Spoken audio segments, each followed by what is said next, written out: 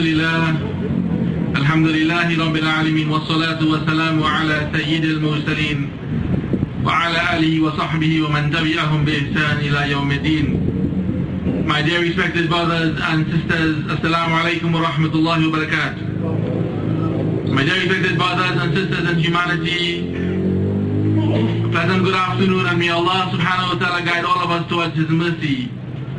There are going to be speakers following me who will attempt to give us some solutions to the problem at hand, some solutions to the atrocities that we know about that is occurring as we stand, as we speak in Palestine. What I have been asked to do, however, is to remind ourselves and to inform ourselves about what has happened. Because unfortunately, it is a sad fact that many Muslims do not know what is happening in Palestine. It is a sad fact that some Muslims do not even know where Palestine is. And if it is that we do not know about our Muslim brothers, then we are failing to follow the instructions of our Prophet Muhammad sallallahu alaihi wasallam, when he said to us, "Al-Muslimuna ka-rajulin wahidin," that the believers are like one human being. In ishtaka aynuhu ishtaka kulluhu, wa in ishtaka ra'suhu ishtaka kulluhu. That if the eye of that human being, that one man is in agony, the entire body feels the pain. And if the head of that human being is in agony, the entire body becomes aware and suffers as well. If we do not even know what has happened, how can we even show our concern? So in a few minutes, inshallah, I want to summarize what has happened over the last few days in Gaza, in Palestine. This began on the 27th of December 2008, day 1, at 11 a.m. 60 Israeli F-16s bombarded around 100 police stations, civil and governmental offices across the Gaza Strip. Immediately 160 people were killed and around 300 were injured. The raid began on the 27th of December and targeted all of the cities, villages and towns of Gaza, as well as the cities of Rafah, Khan Yunis, Nusayrat, Maghazi, Bait Lahia, Jabalia and Bait Hanun.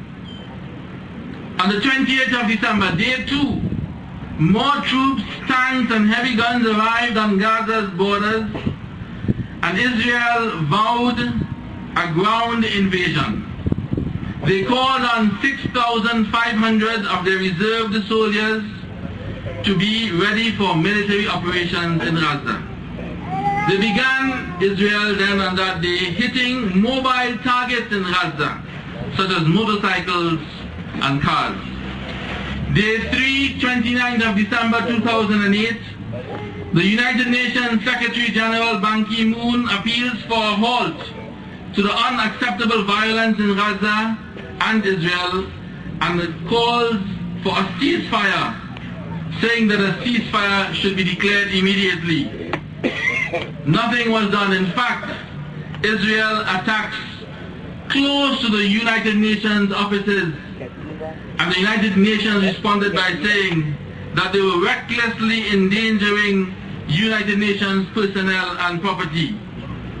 Therefore, 30th of December 2008, Israeli jets hit ministry buildings in Gaza City, and other missiles hit the Islamic University campus. At least 10 Palestinians died, and the latest figures that came out of that day, on that day, were 363 Palestinians killed, 61 of them women or children, according to the United Nations, and 1,750 people injured. By that time as well, Palestine had begun sending rockets to Israel, the Hamas, 4 Israelis were killed by Palestinian rocket fire since the beginning of the air raid. As well, Israel stopped the movement of food and aid to the injured in Palestine and Gaza.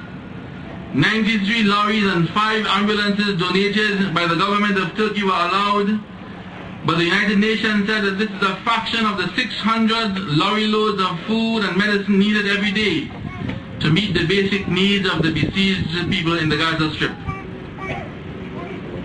The death toll rises to 384 people killed during the Israeli air raids. Day 5,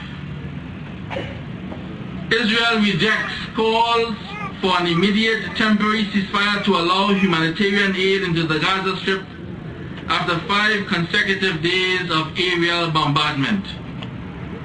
Day 6, the United Nations, they were divided on a resolution about the conflict. During the Security Council meeting, Libya, the only Arab country on the council, presented an Arab-drafted resolution calling for an immediate ceasefire, which was rejected. More than 2/3 of the Israelis in polls that were conducted by their newspapers favored the airstrikes on the people in the Gaza Strip. The death toll on day 6 rose to 420, with 2,100 people being injured. Day 7, 2nd of January 2009, thousands gather on the Gaza streets to bury one of the Hamas figures, Nizar Rayyan, who was killed in an Israeli raid. Israeli airstrikes continue. Condoleezza Rice, the U.S. Secretary of State, insists that the U.S. is working towards a durable and sustainable ceasefire in the current conflict. They're still working on that ceasefire.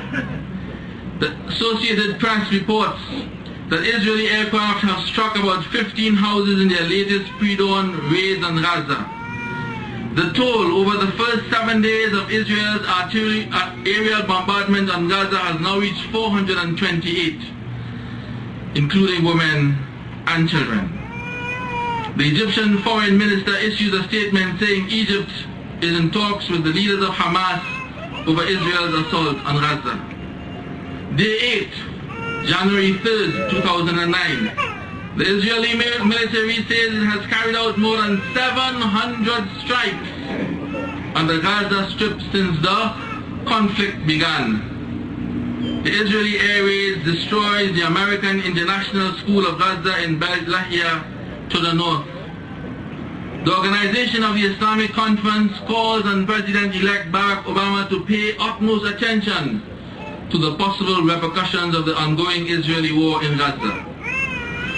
More than 150,000 people are demonstrating in northern Israel against the country's offensive in Gaza.